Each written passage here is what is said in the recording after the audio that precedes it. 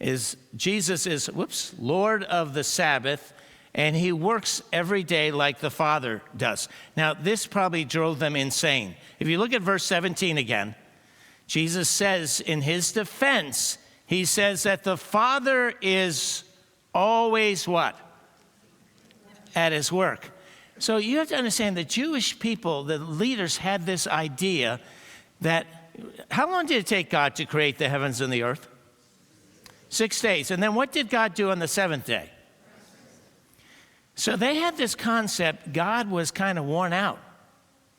He creating the heavens and the earth, that's a big job. And God was tired and said, man, I need a rest. I need a break.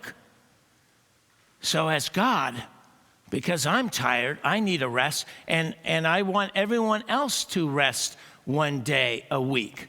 Now, I don't have time to go through the scriptures, but let me just tell you, God does it. Do you think God actually needs to take a rest? No. God said, I created the Sabbath for people. God's like, I do know you need rest. Because of sin, I think, in the world and situation and the frail bodies we have, you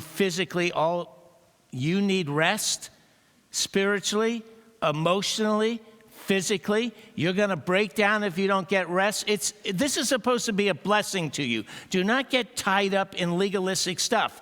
I'm Lord of the Sabbath. I don't need rest. And so Jesus is claiming he is God by saying, my Father is always at work, and so am I.